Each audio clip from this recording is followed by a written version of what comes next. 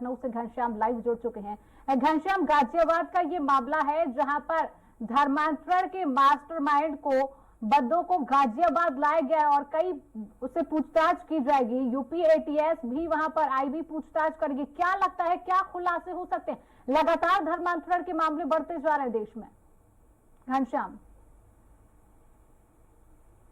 देखिए, लगातार शिवांगी जी, लगातार धर्मांतरण के मामले बढ़ भी रहे हैं और कार्रवाइयां भी बढ़ रही हैं। ये चूंकि जो बद्दो है, मकसूद उर्फ बद्दो, ये शहनवाज खान मकसूद उर्फ बद्दो, एक बड़ा नाम है इसका, और ये महज 23 साल का एक युवक है और ये महाराष्ट्र के वर्ली में रहता था। और वहां पे जब इसको पता चला कि इसके खिलाफ मुकदमे दर्ज हो गए हैं, एक जैन परिवार था, उसके 12वीं पास एक बेटे को इसने जो है बरगला करके उसका धर्म परिवर्तन कराया था। ऑनलाइन गेमिंग का सहारा लेता था। उसे एक टेक्निकली जो है, उसे जो बातचीत का जो जरिया वो रखता था, वो डिजिटल बातचीत का रखता था, D2D रखता था।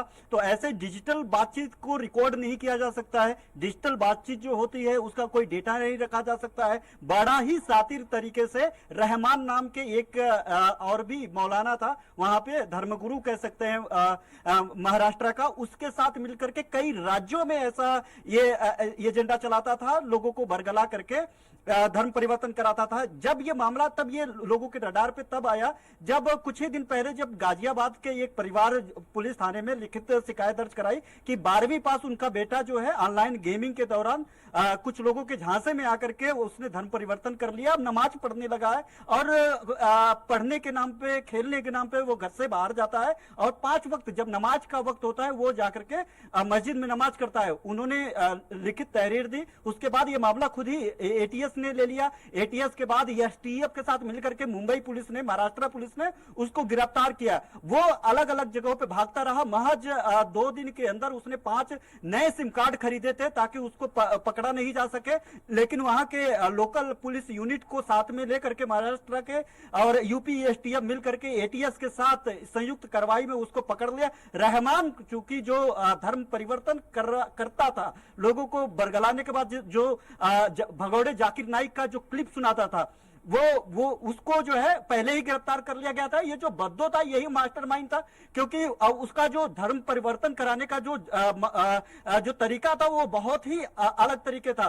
पहले ऑनलाइन गेमिंग में बच्चों को हरा देता था, फिर कहता था कि तुम अगर कुरान की आयतों को पढ़ करके अगर इसको खेलोगे तो तुम जीत जाओगे। फिर वो खुद ही उस बच्चे को जितवा देता था, खुद हार जाता था उस ऑनलाइन गेम में। बच्चों को लगता था कि जो कुरान की आयतें हैं, जो अल्लाह की इबादत है, करने के बाद हम जीत जा रहे हैं। उनको लगता था इसमें जरूर शक्ति होगी। फिर उनको जाकिर नाइक के तमाम वीडियोस दिखाए जाते थे, उनको तमाम जो है इनके सब जवाब दिखाए जाते थे कि किस तरीके से अगर तुम ये धर्म परिवर्तन करते हो तो तुमको आगे से यानी भविष्य में सिर्फ अच्छा ही अच्छा होगा।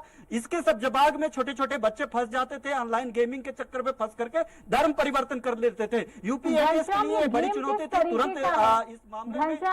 घनश्याम, ये गेम किस तरीके का, एक बार हमारे दर्शकों को बताइए कि आखिर वो भी आगाह रहे, किस प्रकार का ये गेम रहता है और किस प्रकार से लोगों को इसमें फंसाया जा रहा है। घनश्याम, कोई क्या इसका ऐप है, कोई ऐप प्ले स्टोर से डाउनलोड किया जाता है या अलग से कोई ये बनाया गया है?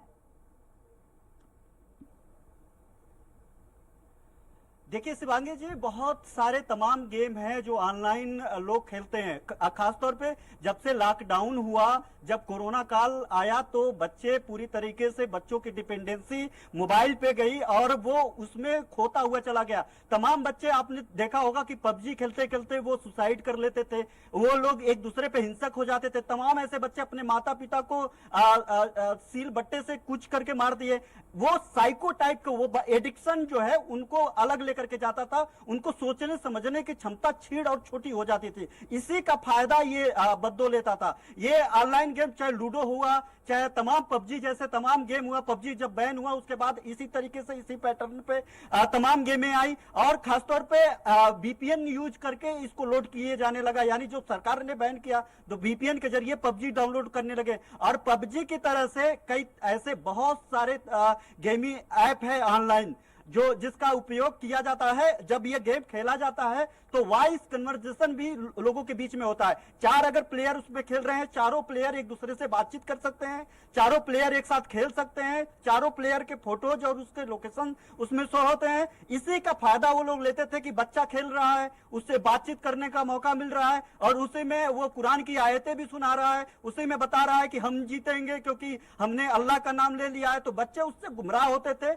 उसके सब्जबाग में आते थे और उनको लगता था, चूंकि बच्चे हेडफोन लगाए रहते थे, परिवार को मतलब नहीं था, बच्चे पूरी तरीके से मोबाइल की डिपेंडेंसी बढ़ गई, ऑनलाइन परीक्षाएं, ऑनलाइन क्लासेज, ऑनलाइन तमाम स्कूलें चलने लगे। तो ऐसे में जो पेरेंट्स थे जो अपने बच्चों को जो है मोबाइल दे दिए, इंटरनेट दे दिए, फ्री डाटा दे दिए, उन्होंने उस बात को देखा नहीं कि ये बच्चा हमारा पढ़ाई कर रहा है कि ऑनलाइन गेमों में वो उसके मकड़जाल में फंस रहा है। और ये तो धर्म परिवर्तन का ऐसा मामला ये पहली बार खुलासा हुआ है। लेकिन तमाम पैसे जो है पेरेंट्स के अकाउंट से पैसे हार जाना, तमाम तरीके के गलत क्रियाकलापों में चला जाना, एक दूसरे से बातचीत करके, लड़का लड़की बातचीत करके एक दूसरे के लिए पागलपन का शिकार होकर के भाग जाना, इस तरीके के भी कई तमाम केसेस आए। इसका फायदा बद्दों ने उठाया। उनको पता था कि ये बच्चे साइको हो जा रहे हैं, ये बच्चे सोचने की क्षमता इनमें कम आ रही है, अगर हम इनको सब जवाब दिखाएंगे तो बड़े आसानी से इनको अपने झांसे में लेकर के जाया जा सकता है। 2021 का मामला है जो मामले में बद्दों की गिरफ्तारी हुई है।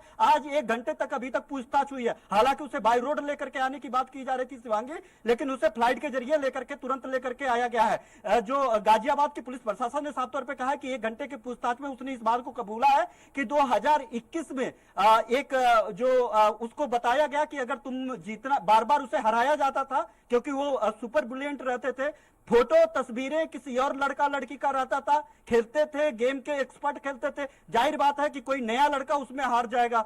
पहले उसे हरा देते थे, फिर उसे वॉइस कन्वर्सेशन के जरिए बताते थे कि अगर तुम अल्लाह की इबादत करके गेम खेलना शुरू करोगे तो तुम जीत जाओगे। फिर जो ये एक्सपर्ट होते थे वो खुद ही हार जाते थे। बच्चे को लगता था कि मैं तो जीतने लगा हूं, अल्लाह का नाम लेकर के जीतने लगा हूं। तो फिर ऐसे तमाम बच्चे हुए जो 5 टाइम नमाज के वक्त जाकर के नमाज पढ़ने लगे। उनको एक रहमान, जिसको पहले ही गिरफ्तार कर लिया गया था बद्दों के पहले, रहमान के पास बातचीत कराते थे। फिर ऑनलाइन ही वीडियो गेम्स के जरिए बातचीत जब कर लेते थे, क्योंकि सिम कार्ड से कनेक्टिविटी नहीं रखते थे, क्योंकि उनको डर था कि वो गलत कर रहे हैं, वो इसके मकड़जाल में लोगों को, बच्चों को फंसा रहे हैं और ऐसे लोगों को फंसाने के बाद कभी भी कार्रवाई हो सकती है। इसीलिए वो VPN यूज करके और इस मोबाइल ऐप का यूज करके ही वो लोग बात करते थे। और मोबाइल गेम के जरिए बात करने से उनके जो डेटा इकट्ठा होती थी वो डेटा इकट्ठा नहीं हो पाती थी। अब जो है उसने जो कबूला है 1 घंटे में, उसने यही कबूला है शाहनवाज खान उर्फ बद्दो ने कि 2021 में इस बच्चे को इस तरीके से उसको अल्लाह के नाम पे जितवा करके उसको रहमान के पास ले जा करके भगौड़े जो जाकिर नाइक है, जाकिर नाइक के वीडियोस दिखा करके उसको कन्वर्जन करवाया गया है, उसका धर्मांतरण करवाया गया। ये उसके बाद ये तो साफ हो गया कि इसमें किस तरीके से लोगों को मकड़जाल में फंसाया जाता था। लेकिन दूसरा सबसे बड़ा एंगल ये है कि 5 राज्यों में इस तरीके का कन्वर्जन का काम, ये धर्मांतरण का काम ये लोग मिल करके, जो मात्र 23 साल का बच्चा है, बद्दो महज 23 साल का है, इसके वो रहमान के जरिए 5 राज्यों में इस तरीके से कन्वर्जन करवा चुका है। इसीलिए जो सेंट्रल एजेंसियां है वो भी पीछे मुंबई से गाजियाबाद पहुंची है, वो भी पूछताछ कर रही है। इसके जो फहरिस्त है, जो इसकी कड़ी है, हर तरफ जोड़ने की कोशिश कर रही है कि ये